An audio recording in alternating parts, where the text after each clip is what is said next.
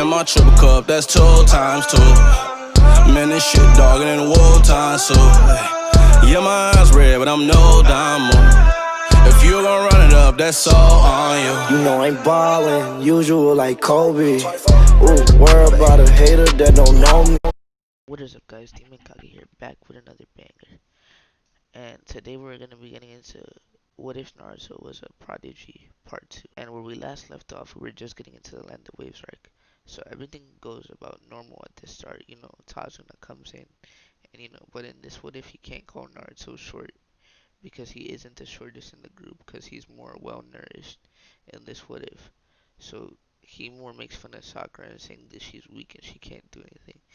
And then Naruto appears behind him with a kunai to his neck, saying to not disrespect his teammates. And then Kakashi tells him to calm down. And then they head off to the Land of Waves. And Naruto notices the puddle before anybody else, and he gives a nod to Kakashi. Kakashi noticing it around the same time. And then they walk past it. And then as soon as the demon brothers jump out, Naruto jumps up in the air and does a wind style wind bullet technique, instantly knocking both of them out. And then they wake up and interrogate them and find out that they were sent by Gato, the mob boss, to kill Tazuna. And then Kakashi confronts Tazuna about this, and then Tazuna comes clean saying that he didn't have money to pay for a higher ranking mission and higher ranking ninjas, but they still go on with the mission because they don't want to give up. And Naruto and Team 7 still go about normally till um, Zabuza appears and the whole white rabbit thing still happens. But when Zabuza appears and releases his killing intent on Team 7, Naruto doesn't become frozen because he's trained on he's heard about things like this. He has grown to not fear killing intent like Zabuza's. So he helps Kakashi. Well, Kakashi still gets trapped in the water prison, but since Naruto knows water walking in this what if, he tries a taijutsu battle with Zabuza, but instantly gets knocked away because Zabuza's a Jonin level ninja. And Zabuza says, "You can't beat me, little brat." And then Naruto says, "Are you sure about that?" And he does the whole demon wind shuriken, shadow shuriken thing with Sasuke. But in this what if, instead of falling in the water after throwing the kunai, he keeps going and runs at Zabuza. And if you remember in the last video, I said he learned some new water style techniques. So he says water style, water wall, and a big wall of water goes flying towards, like a wave towards Zabuza, and throws him off balance, giving an opening for Kakashi to go in with his own water dragon jutsu. And then Haku's gonna have to step in way earlier because because Zabuza's basically getting sandwiched between Kakashi and Naruto. So, but my bad, when Haku joins in, he throws the Senbon at his neck, but Naruto notices that he didn't kill him, so instantly Naruto runs towards Haku. Haku, not expecting this, gets a punch right to the face and a kunai to his neck, asking who he is, and he's not a real Anbu. And they know that he's a fake because Kakashi didn't whip his Sharingan out like in canon. He still is conscious, and he still, like, he is backing Naruto up, making sure Haku doesn't escape. And you know, Haku says that he's working for Zabuza and that Zabuza is his teacher, like his master, whatever. And then they tie them up and they basically just take them with them tied up because they can't really take them anywhere.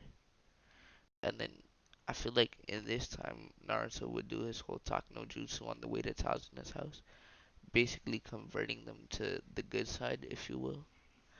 And Zabuza and Haku will end up coming back with them to the Leaf Village and hopefully becoming Leaf Ninja. And because Hiruzen is so nice and forgiving, I feel like he'll gladly accept Zabuza and Haku, as they are extremely good ninja and they could be very useful to the Leaf Village. But instead, because Zabuza's on their side now, instead of fighting at the bridge, Gato like gets to the bridge earlier with all his goons, and they basically just get into a big brawl with Naruto killing most of them. And oh, one thing that I forgot to cover last video was that um Naruto does know that he's the Nine-Tailed Cherokee because after a while of training, sometimes he gets exhausted and passes out, and he has met the Nine-Tails, but they aren't like friends yet, so he doesn't really ask for Nine-Tails chakra. But at this time, he doesn't really need it. But I just want to get that out of the way to clear the confusion a little bit. And Naruto is pretty much bodying most of them while Zabuza, Haku, Naruto, oh, my bad, Zabuza, Haku, and Kakashi are just backing him up, while Sasuke and Sakura just make sure Tazuna is safe. Now, Sasuke, while doing this because he sees himself superior to Naruto, he's dumbfounded at the fact that Naruto is taking out this many goons, and that just makes him more and more angry. Every time Naruto takes down one goon, Sasuke just gets angry because he's stuck protecting Tazuna, even though that is a very important role. We all know Sasuke doesn't see it that way. He just wants more power, and he just wants to be better than everybody else.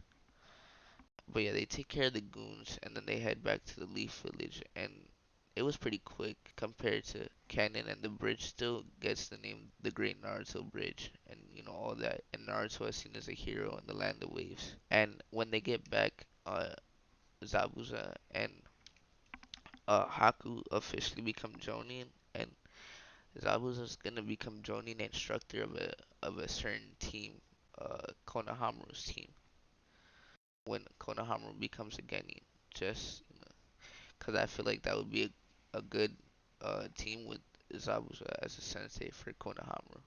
Because Konohamaru resembles Naruto in a lot of ways, and Naruto is the one that changed Zabuza's outlook on life. So I feel like they would have a very good bond in the future. But that all comes in later. But anyway, Naruto and Team 7 still get recommended for the Chunin exams. But in this timeline, I'm gonna make the Chunin exams about 2 months apart from the Land of Waves arc, just so Naruto and Team 7 could get more training in.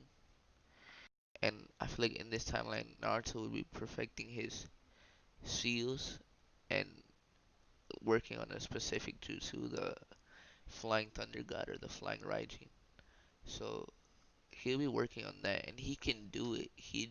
It takes a lot of chakra for him to do it at the moment. So he's gonna keep it in his back pocket as a move that he'll do when he is using 100% of his power. And he also learns the Wind Style Great Breakthrough Jutsu and the Water Style Water Dragon Jutsu from Kakashi. And um he still has like a month left, so Kakashi decides that he'll teach him the Rasengan, but he won't tell him that it's the fourth Hokage Jutsu. He'll just tell him to break a water balloon using chakra, and then that'll take him about like 2 weeks because he isn't rushed to do it. Like, sorry, ran into some technical difficulties there, but like I was saying, Naruto wouldn't be rushed to complete the Rasengan like in the Tsunade retrieval arc, and he would break the rubber, no, not the rubber ball, the water balloon in 2 weeks, and then he would do the rubber ball in another 2 weeks. And because he hasn't rushed it like in canon, he'll be able to do it with one hand without using a shadow clone by the end of the month because he practiced more on chakra control and just his use of ninjutsu is more refined in this what if you will, and he's just more of a prodigy and smarter overall here. So yeah, and then the tuning exam starts, and the written test is a little different here because instead of Naruto, not answering any questions at all, he actually gets the highest score, even beating Minato and Itachi scores, making him the new number one in the rain test. And then at the start, and then we start the Forest of Death, and the Forest of Death is gonna go pretty much, well, not really the same because Naruto decides to test out his flying Raijin Jutsu that he's been working on. So he throws a kunai as far as he can see towards the tower, and then creates 6 shadow clones to look for scrolls. Well, he also looks for a scroll with his team, and they actually run into Team Dosu before Orochimaru even gets to them. So they pretty much just body them because Naruto is way stronger than them. Plus, with Naruto being stronger than the original, that also pushes Sasuke to get stronger. And we all know Sakura is still gonna be useless. So they pretty much body them, and then they just instantly teleport to the tower, getting even a faster time than Gaara.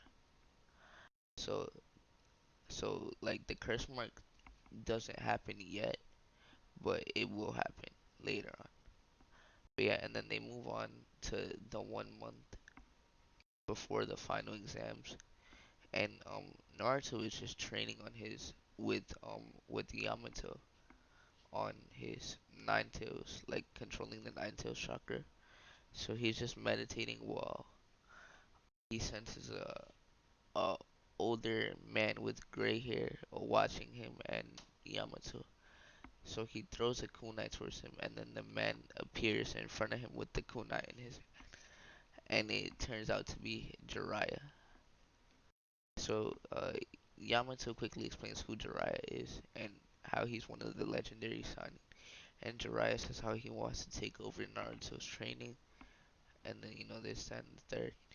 So Jir- um Naruto agrees, seeing how he must be pretty strong to be known by Yamato and respected by Yamato. So he agrees, and they pretty much do the same, except I feel like Naruto would get the summoning jutsu down a lot faster because, like I said, his chakra control is more refined and he can summon Gamabunsa faster. So, and then Jiraiya would be like, well, there's really nothing I can teach you. So he's like, do you know the Rasengan? And then Naruto shows him that he can do the Rasengan. And he says, wow, kid, you're a real prodigy. And then Naruto's like, I know. So he decides to teach Naruto some fire jutsu using toad oil. So he teaches Naruto the toad oil fireball jutsu, which is basically like a stronger version of the fireball jutsu. And he teaches toad oil bombs, which he basically just throws multiple balls of toad oil fireballs. And he just does a few spars with Jiraiya. And I would say Naruto is about like high tuning, low jonin level, so he's like way, like he can complete the final round of the tuning exams. He is strong enough. So they do all that, and Jiraiya is like, oh, well, the training is complete. There's really nothing I can teach you. And then Jiraiya is like, wait, do you know the flying Raijin Jutsu? And Naruto's like, yeah, but I haven't perfected it yet. So he has about like 2 weeks left, and they just focus on that for 2 weeks, and Naruto has sort of learned how to incorporate it in his fighting style with his shadow. So yeah, Naruto can pretty much, he can't do it like Minato quite yet, where he just goes around flying around the battlefield, but he's pretty close. So you know they started, and the tuning exams goes about the same. Oh, also like the preliminaries, like I feel like those wouldn't happen because I feel like Naruto's clones would beat up a lot of teams looking for the scrolls. So like I feel like there wouldn't be as many teams in the final, so the preliminaries are basically not needed, but everybody still goes on. But that just means Rock Lee doesn't get hurt, and Gaara is basically like more angry because he never got to hurt anybody. So that's gonna be fun for the finals. So for the finals, I'm gonna say it as it's gonna be the same, except it's pretty much the same, except I'm gonna put Rock Lee versus Gara, and Rock Lee versus Gara, and Sasuke versus Neji, and I feel like Shikamaru would make it to the final, so I'm gonna put Naruto against Shikamaru, which is gonna be pretty fun. And then everything else stays the same. But really, as we all know, the Konoha Crush is still gonna happen. So the only fight that we're really gonna get to is probably like Rock Lee versus Gara, and then that's it. But yeah, so the first fight is gonna be Naruto versus Shikamaru, and then uh Naruto's just gonna basically try to outspeed Shikamaru, but he gets caught by the shadow and then reveals that that was a shadow clone the whole time. And then Naruto is gonna appear behind him saying "Wind style great breakthrough," and he's gonna blow well pause. He's gonna blow Shikamaru back into the wall, and then Shikamaru's basically gonna give up because he knows that he's outmatched. Plus he's lazy.